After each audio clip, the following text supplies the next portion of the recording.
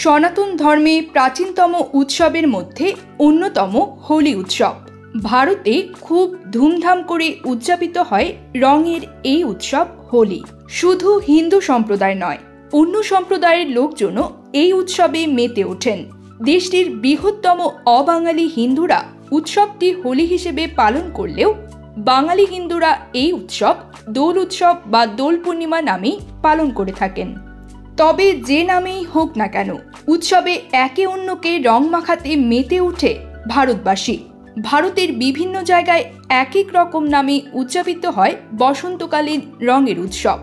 কোথাও নারীরা পুরুষদের লাঠি দিয়ে তাড়ান, কোনো জায়গায় হোলি মানেই গান বাজনার উৎসব, আবার কোথাও হয় বর্ণাঢ্য শোভাযাত্রা।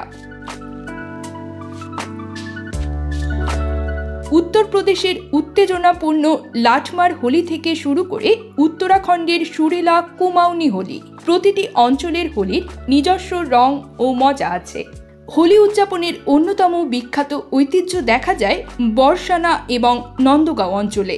লাঠমার হোলির জন্য পরিচিত এই গ্রামের হোলি খেলায় নারীরা লাঠি দিয়ে পুরুষদের আঘাত করে এবং পুরুষরা নিজেদের রক্ষা করার চেষ্টা করে।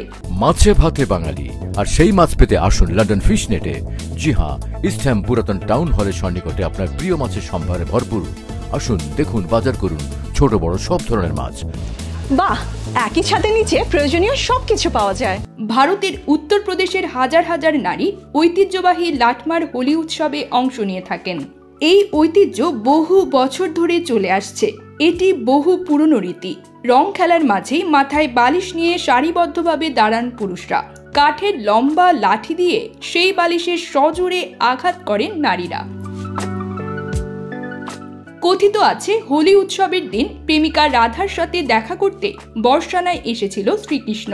সে সময় রাধাকে রং ছিটিয়ে দিলে মজার ছলে কৃষ্ণকে লাঠি দিয়ে আঘাত করে রাধা।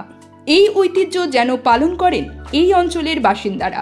এই উৎসব প্রতি বছর হাজার হাজার পর্যটককে আকর্ষণ করে, যা ঐতিহ্য এবং সম্প্রদায়ের একটি প্রাণবন্ত এবং আনন্দময় উদযাপন।